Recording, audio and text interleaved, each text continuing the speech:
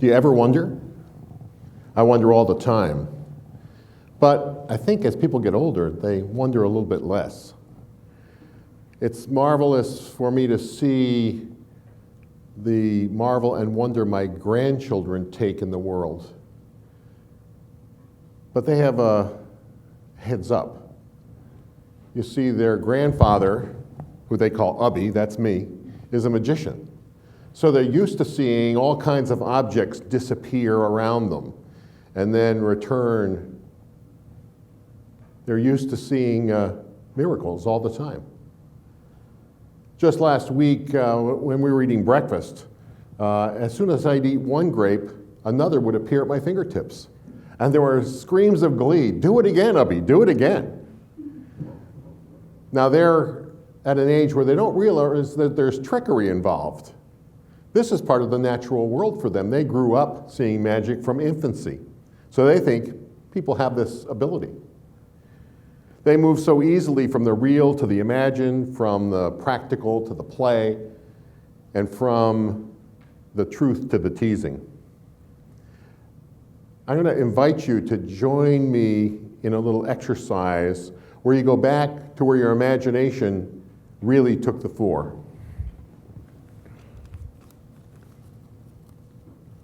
So just imagine what we're going to do with this sheet of newspaper. We're going to pretend to tear it. Good job. You see, it looks like it's really tearing, but it's just in your imagination.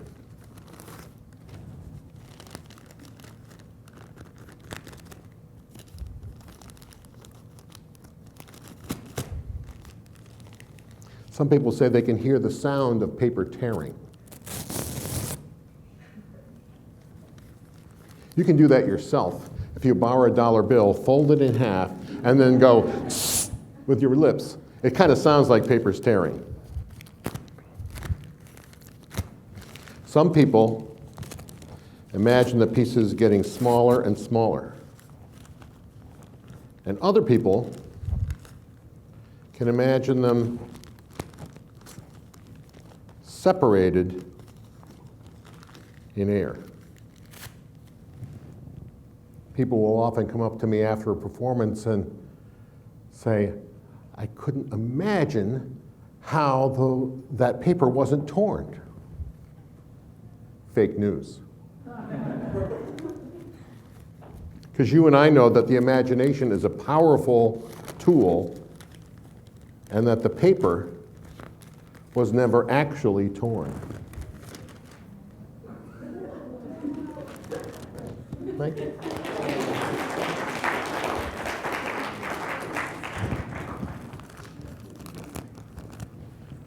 Now let's reconnect with that wonder. Did you ever feel like you should have a superpower? Who's felt they should have a superpower? Of course, we all do, don't we?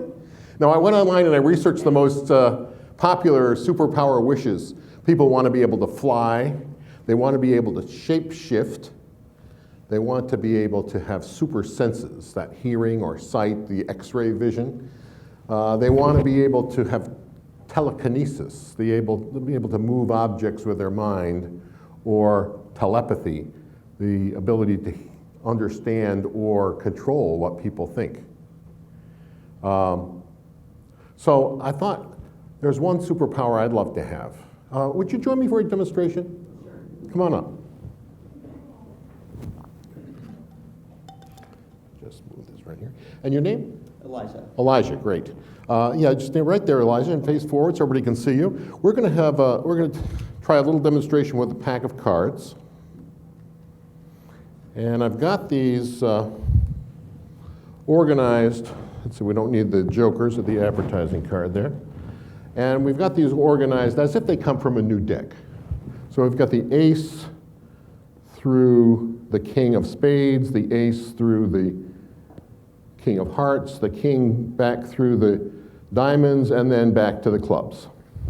So what I'm going to do, Elijah, is take the first 10 cards, ace through the 10, and I'm going to place them over here as a reference. Okay. Okay? Let's see, now we don't need the Jack, Queen, or King for this part.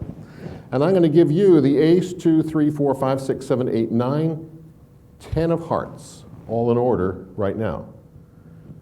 And what I'd like you to do is shuffle those up. Put them face down so you don't even know the order. Mix them as long as you'd like. Now there's an interesting fact. If you take 10 cards and you can put them in a variety of orders, of course. And that would be 10 factorial if you were going to figure it out mathematically, which is over 3.5 million possible combinations. So we may never see this particular combination again. Are you just satisfied? Yes. I'm not. Mix it one more time. And now, hey, let's try something else. Put the cards behind your back. All right. All right, I want you to take one out of the middle, reverse it, and stick it back in. You and I will not know which one's happening to. Got it? Yeah. Okay. I'll take the cards back. Great. And let's take a look at which ones you did here. So there's your cards in just kind of a random order. And let's see. Oh, this one here. That should be pushed over. So 1, 2, 3, 4, 5, 6, 7, 8, 9, 10. Into the pack. Now, your cards are all mixed up. That's what I'd like to think. Yeah. Don't you feel like your life is like that sometimes? All mixed up. How many people feel that their life is all mixed up? Yeah, don't we all? But it looks like everybody else's life is all in order, doesn't it? But not ours. As a matter of fact, they're all mixed up, but even some things are upside down. Something comes along and our life is turned upside down. Take one step backward, just a little bit there. We're going to have a little experiment here, Elijah, and see if we can use our reference cards here to put you back in order. Watch. Let's cover those up. Cast a shadow. And you see that back in. Oh. Didn't seem like anything happened. You still got the 5 and then the 8. Oh, wait a second. Remember how all our lives feel mixed up?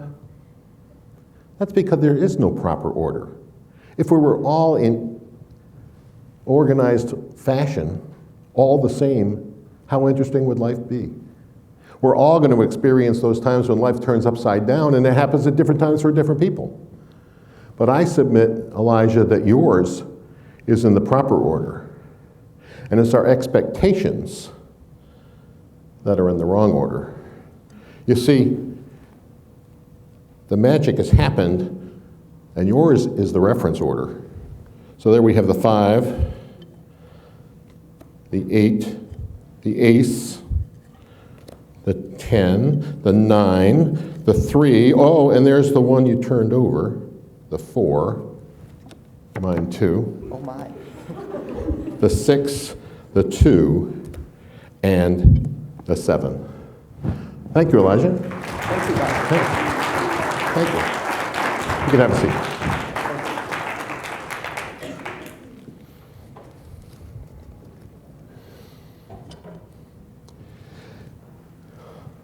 How does a magician create wonder? You know, we start off learning magic, some of us, when we're 5 or 10 years old. And at that point, we want to figure out how it works. And then we want to fool somebody else and be superior to them in some way. And then, hopefully, you grow to the point where you want to entertain. But I think the ultimate is giving people the gift of wonder. So how do we create that? I'm going to give you a little look behind the curtain. I'm going to actually teach you how to do a trick, and explain some of the nuance that goes into creating that. So let me see, oh, here we go. What we're going to do is magic with this handkerchief.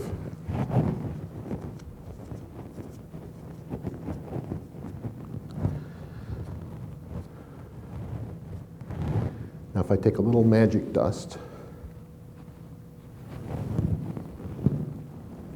sprinkle it around, wave my hand, and snap my fingers, that handkerchief changes to an egg. Pretty good, isn't it? Yeah. No, it's not the most complicated trick in the world. In fact, it's fairly simple. Whether you spend thousands of dollars developing an effect, or you just grab things from home, a lot of the things that go into it are the same. In this case, we've got a fake egg with a hole in it. Now, here's some of the nuance you might not have picked up on. First of all, I reach into this pocket and I palm the egg. I hold it between the muscles of my thumb and my pinky so that I can wiggle my fingers freely, and it seems like the hand might be empty. Now, I would never say I have a handkerchief and an empty hand, because you'd say, I wonder why he's saying he has an empty hand. In this case, I just pull the handkerchief through and it makes the hand look empty, even though it just goes right by the egg the whole time. But it gives you the suggestion that the hand is empty, and then you're lying to yourself instead of me lying to you. So now we poke the handkerchief into the hole, and I would never tell you I'm going to change a handkerchief into an egg, because then you'd know what to look for. You'd be wondering, is there an egg in his hand already? And I would never poke the handkerchief in and then just say, there's the egg, because it doesn't look magical. So I hang on to the egg, I grab the magic dust, as if that's going to be the magic power. I wave my hand around, I snap my fingers. I do something to magish the situation. And now I have to be careful, because I have to have my finger over the hole so that you don't see it. So I produce the egg, of course, to a thunderous round of applause.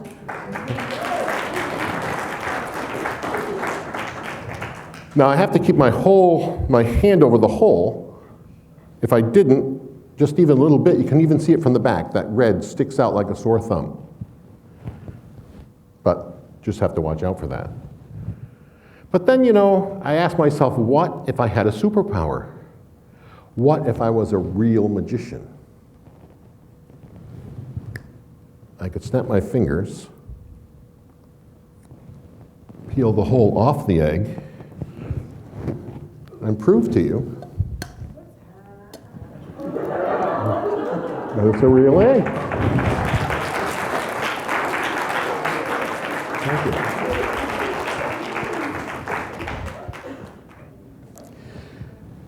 I was a teacher and principal for almost 40 years, and I often thought that our students don't wonder enough, especially our more academically oriented students. Sometimes they can be so worried about writing down what the teacher's saying and getting the right answer that they can't be fully engaged in the learning. When I was a young teacher, I team taught a humanities class with a colleague of mine, and it was a class that 25 seniors were required to take to get an honors diploma. So these were all the very academically oriented, rigorous students. And whenever we'd come in and present music or art or social studies of the time that we were talking about, they'd be rapidly scribbling, and we could never get them engaged in discussion or have them think critically about what was going on. So we thought, we're going to see how far we can go with this group. And we invented a fictitious artist, Arcangelo Frutigello. And we developed a whole backstory, and we spent a whole class period regaling them about his exploits and how he had influenced famous people of the time and how they had influenced him, and we had slides of all his artwork, and we kept going and going and going, and it took far too long for the students to stop transcribing and question the truth about what we were saying. Finally, I remember somebody looked up quizzically, and that broke it all open. As a principal, I had the opportunity to work with so many wonderful teachers. But sometimes teachers can stand in the way of students wondering. I remember one teacher who was exceptionally gifted, and after only a few years, she was named the district's Teacher of the Year. But when I first went in to observe her class, I noticed that when she'd ask a question, she'd give almost no time for the students to think about it, and then she'd answer it herself. Of course, everybody was getting it right that way, and she could move ahead with the material. And when I brought it to her attention, she really wanted to work on it, and in no time, she had really improved in that area. But I think we need to respect our folks' ability to wonder. Now, magicians have a theory, some magicians anyway, that if we close the loop,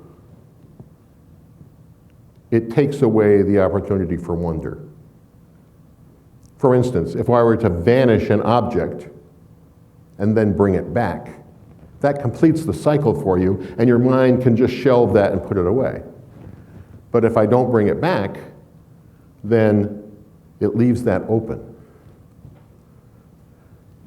One evening when we were out for coffee with friends, I did a trick that's popular with magicians. I made the salt shaker disappear from under a napkin, but I didn't bring it back. Oftentimes we'll bring it back from under the table or something else, and that completes the loop. But this time I didn't bring it back.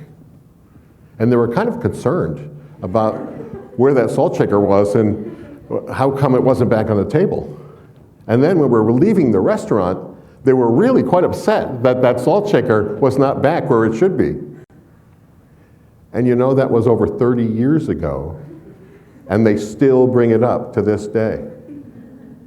So I gave them that opportunity for wonder. Wonder if we could have a couple of folks help us out. Would you help me out? And this young lady, would you come on up? We're going to have a little experiment here just to close out. And your name? Thatcher. Thatcher, if you stand on this side for me. And Mackenzie, great.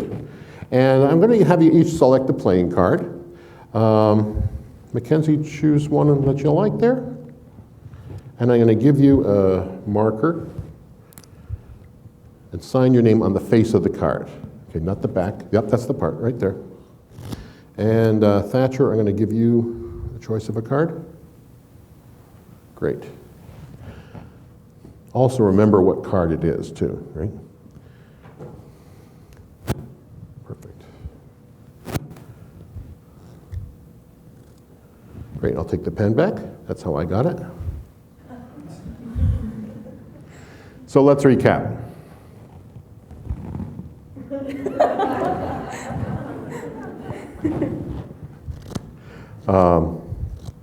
Yeah, Mackenzie, if you'll pop your card back in there and remember what it is, I'll give everybody a look. Great. We'll mix these up. And then Thatcher, let's see, put your card right about there. We'll mix that in as well. Or we'll give people a look. Great. That way, if you forgot it, at least someone else can remember, right? And then, Mackenzie, I have a handkerchief in my pocket here. Let's see if I can find it. There we go. We're going to wrap the pack in the handkerchief here.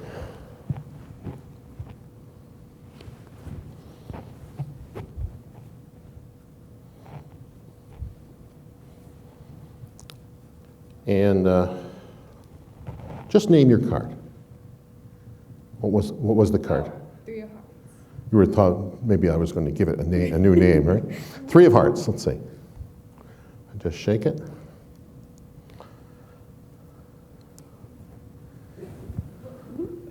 Comes right through with your signature, Mackenzie, right there. Thanks, Mackenzie. You can have that as a souvenir. Let's give her a big hand. Thank you.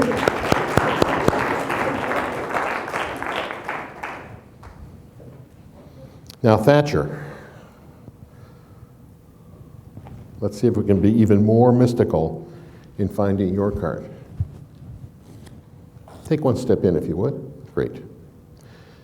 And just tell me where to stop, anywhere you like. Stop.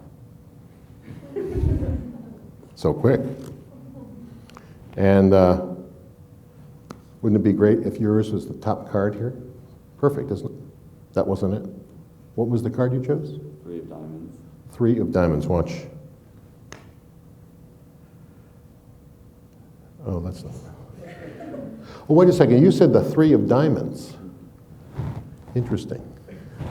You know, oftentimes when I'm doing a show, especially if it's a walk-around kind of a show, I'll take a card and I'll put it in my pocket or away somewhere. And that way, if someone names, in this case, the 4 of clubs, I'll say, watch. There's no 4 of clubs in the pack. The only one is in my pocket. That's the card you thought of. Now, it only works out 1 out of 52 times, and it doesn't always work.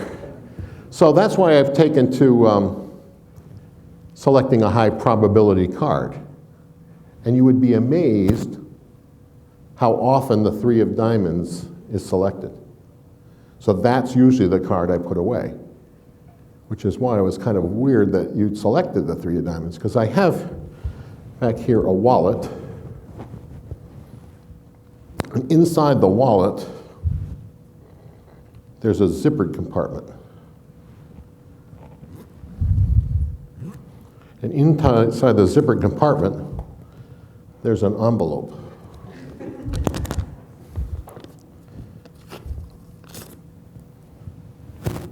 If I hold it up to the light there, can you tell what's there, what's inside? No. Looks like a playing card. Inside, what is it, Thatcher? Card. A playing card with a signature on it. In fact, it's the 3 of diamonds. Matter of fact, what I'm going to do, Thatcher, is I'm going to write on the back of this 3 of diamonds.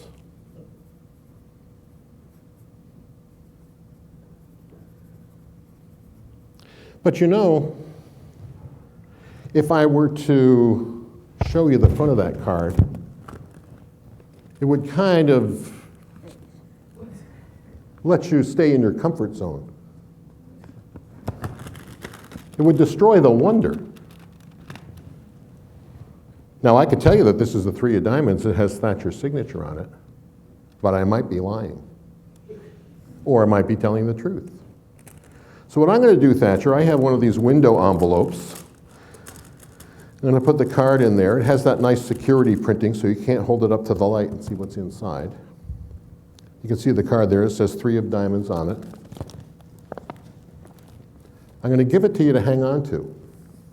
And I challenge you to put this in your dresser drawer, and every few months you'll notice it there, and you'll wonder, is that really the 3 of diamonds? So I'm going to just mark this. I say, a gift of wonder. I'm just going to say to Thatcher, a gift of wonder, magically, Bob Hale. Now, don't open it. Don't tell them what it is. And even if you do decide to open it someday, they'll all have the gift of wonder. Thanks so much. Thank you.